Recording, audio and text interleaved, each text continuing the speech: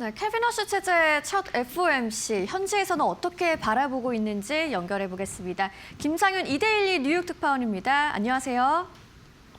네, 김상현 이데일리 뉴욕 특파원입니다. 네, 연준이 금리를 동결을 했습니다. 하지만 시장의 반응은 오히려 이걸 매파적으로 해석하는 분위기인데요. 어떤 내용이 있었던 건가요? 네, 오늘 연준은 기준금리를 예상대로 3.5에서 3.75%로 동결했습니다. 표면적으로 보면 특별한 게 없는 결정인데 시장은 오히려 상당히 매파적으로 받아들이고 있습니다. 가장 큰 이유는 연준이 공개한 전도표 때문입니다. 전도표는 연준 위원들이 앞으로 금리가 어디로 갈지를 전망한 자료인데요.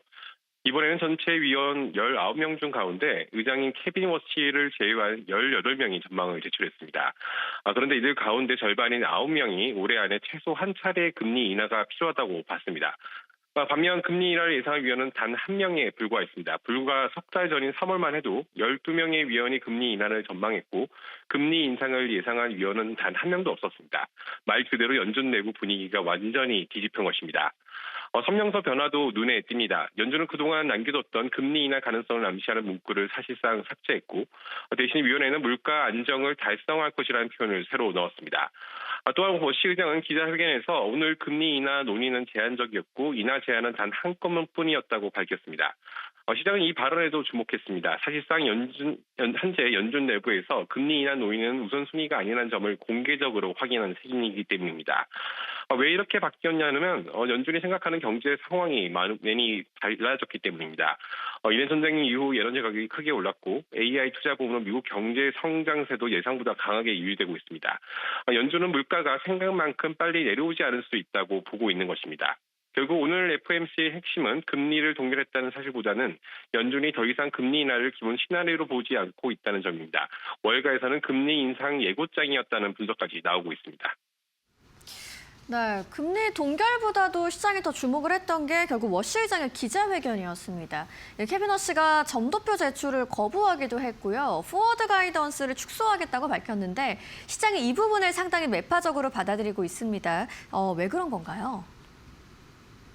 네, 맞습니다. 사실 오늘 시장이 가장 놀란 부분은 금리 결정 자체보다 워시 의장이 연준의 정책 운영 방식 자체를 바꾸겠다고 선언한 대목입니다. 다시 전도표를 다시 보면요. 전도표는 연준 위원들이 앞으로 금리가 어디로 갈지 전망한 자료인데 시장은 사실상 이 전도표를 통해 연준의 의중을 읽어왔습니다. 그런데 워시 의장은 이번에 유일하게 자신의 금리 전망을 제출하지 않았습니다. 워시 의장은 오래전부터 전도표가 연준의 정책 유연성을 떨어뜨리고 시장이 특정 금리 경로에 과도하게 집착하게 만든다고 비판해왔는데요. 문제는 시장 입장에서는 가장 중요한 정보 중 하나가 사라졌다는 점입니다. 특히 새 의장이 어떤 생각을 하는지 아직 충분히 파악되지 않은 상황에서 의장 본인이 금리 전망이 공개되지 않으면서 오히려 불확실성이 커졌습니다. 여기에 포워드 가이던스 축소 반침도 시장을 긴장시켰습니다. 워시 의장은 현재 정책 환경에서 포워드 가이던스는 적절하지 않다고 말했죠. 포워드 가이던스는 앞으로 연준이 금리를 어떻게 운영할지 미리 방향을 알려주는 일종의 정책 예고장인데요. 시장 입장에서는 그동안 연준이 어떤 방향으로 움직일지 어느 정도 힌트를 받아왔는데 앞으로는 그런 신호를 덜 주겠다는 의미로 받아들여지고 있습니다. 그런데 중요한 건 이런 변화가 물가 우려가 커지는 시점에서 나왔다는 점입니다. 이번 전도표에서 위원 절반이 연내 금리 인상을 예상했고 성명서에서도 금리 인하를 시사하는 표현이 사라졌습니다. 시 의장 역시 기자회견 내내 물가 안정을 반드시 달성하겠다는 표현을 반복했고 2% 물가 목표를 재검토할 생각도 없다고 못을 박았습니다. 즉 연준이 시장과 적극적으로 소통하며 금리 인하 기대를 관리하던 시기에서 벗어나 다시 물가와 싸우는 중앙은행 본연의 역할에 집중하겠다는 메시지를 던진 것입니다. 월가에서는 연준이 금리 인상에 대비하고 보인다는 평가가 나오는 이유입니다. 네, 케빈 허쉬 의장이 또 연준을 사실상 뜯어 고치겠다고 선언을 했습니다. 어떤 내용들이 들어있나요? 네, 이번 기자회견에서 가장 눈길을 끈 대목은 금리 결정 자체보다도 워시 의장이 연준 개혁에 본격 착수하겠다는 부분도 있습니다. 워시 의장은 취임 후 첫 기자회견에서 연준의 조직 운영과 정책 결정, 그리고 시장과의 소통 방식을 전면 재검토하겠다며 5개의 태스크포스, 즉 TF를 신설하겠다고 발표했습니다.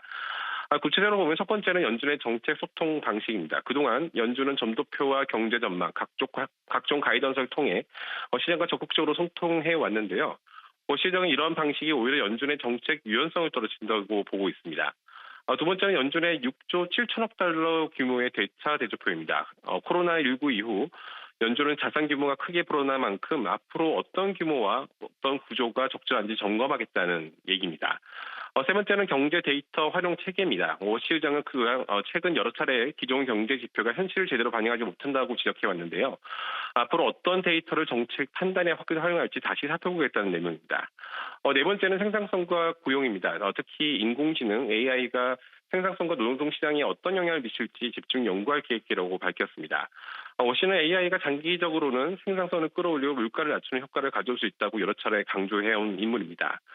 마지막으로 연준의 정책 프레임워크입니다. 시장 일각에서는 물가 목표인 2%를 조정하는 것이 아니냐는 관측도 있었지만 워시 의장은 이를 일축했습니다. 오히려 2% 목표를 재검토하기 전에 먼저 2%를 달성할 수 있다는 신뢰를 회복해야 한다고 강조했습니다. 특히 눈에 띄는 부분은 소통 방식 변화입니다. 이번 FOMC 성명서는 기존보다 훨씬 짧아졌고 워시 의장은 가능한 사실만 담았다고 설명했습니다. 또 자신의 점도표 제출도 거부하면서 앞으로 연준이 시장의 미래 정책 경로를 미리 알려주는 방식에서 벗어날 수 있다는 점을 시사했습니다.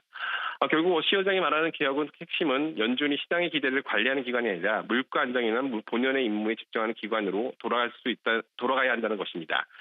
시장에서 이를 두고 워시식 연준의 대수술이 시작되는 평가가 나오고 있습니다. 네, 오늘은 케빈 워시 체제의 첫 FOMC 결과 발표에 따른 시장의 분위기를 한번 짚어봤습니다. 지금까지 김상윤 이데일리 뉴욕 특파원이었습니다. 좋은 말씀 고맙습니다. 네, 감사합니다.